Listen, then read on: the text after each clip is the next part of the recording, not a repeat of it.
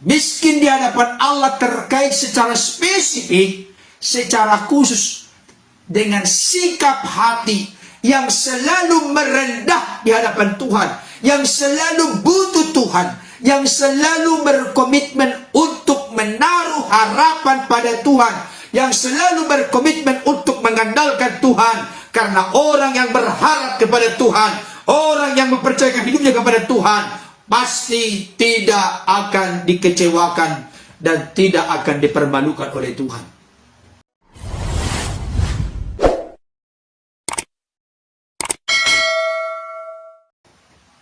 Bapak Ibu Saudara, 2 hari yang lalu, bahkan sampai kemarin, saya sudah menyampaikan 2 pokok penting tentang bagaimana kita caranya tidak melupakan Tuhan atau selalu ingat kepada Tuhan. Yang pertama, berpegang kepada firman Tuhan. Kita berpegang kepada firman Tuhan bukan karena dipaksa oleh seseorang, bukan karena terpaksa, tetapi secara refleks, secara aktif, dari diri kita sendiri, kita suka dan senang berpegang kepada firman Tuhan, karena kita tahu firman Tuhan itu begitu penting, begitu berharga dalam perjalanan hidup kita hari lepas hari. Kita berpegang kepada firman Tuhan sebab firman Tuhan itu adalah peraturan bagi kita, hukum bagi kita. Firman Tuhan itu membuat hidup kita tertib dan teratur. Firman Tuhan itu menuntun memimpin kita supaya kita melakukan apa yang Tuhan suka untuk kita lakukan. Kita berpegang kepada firman Tuhan karena firman Tuhan itu adalah perintah, petunjuk, pelita, kompas bagi kita. Hal ini menunjukkan betapa firman Tuhan itu begitu urgent, begitu penting untuk menjadi bagian yang terintegrasi di dalam jiwa kita, di dalam roh kita. Karena tanpa firman kita akan berjalan dalam kegelapan. Tanpa firman tidak memiliki kompas. Tanpa firman tidak memiliki petunjuk. Tanpa firman tidak memiliki pelita atau terang. Kita akan jatuh. Tetapi ketika saudara dan saya menikmati firman, suka firman, lapar dan haus akan firman.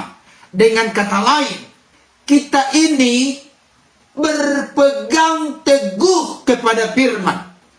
Orang Batak bilang, hatami ale Tuhan, sulu-sulu dinagulap, tukok dinaladit.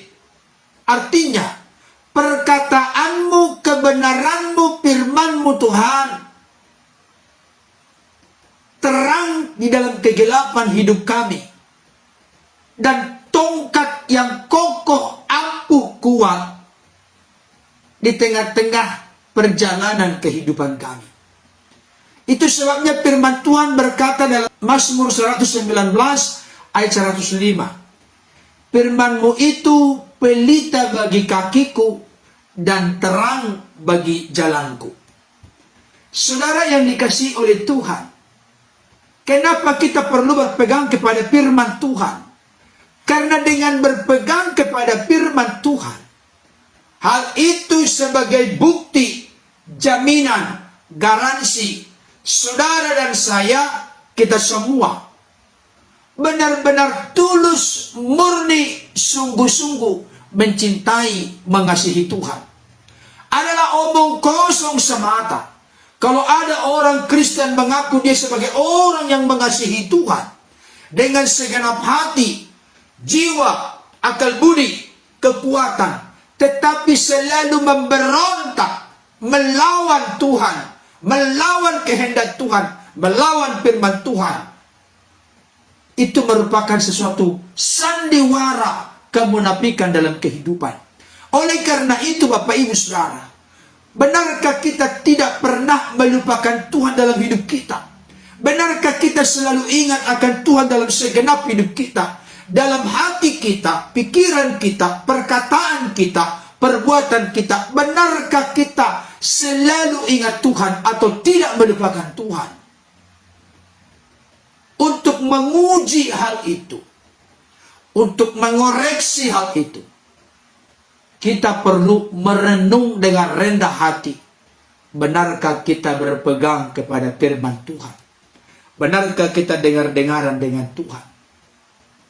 Itu saya ulangi Bapak Ibu Saudara supaya melekat.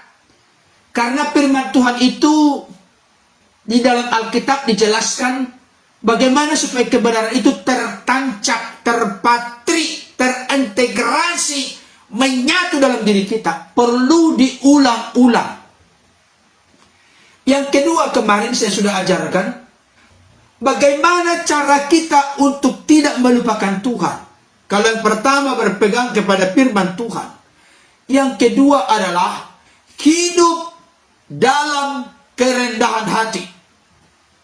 Kemarin saya sudah sampaikan salah satu definisi yang paling utama terkait dengan tinggi hati, congkak, angkuh, sombong adalah aku dapat berbuat apapun tanpa orang lain, termasuk tanpa Tuhan.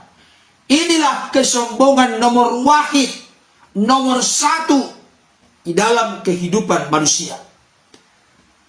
Aku sanggup dan mampu berbuat apapun tanpa orang lain, termasuk tanpa Tuhan. Inilah kesombongan nomor satu di dunia. Itu sebabnya Yesus berkata dalam khotbah di bukit, dimulai dengan perkataan, berbahagialah orang yang miskin di hadapan Allah, karena mereka lah yang mempunyai kerajaan surga.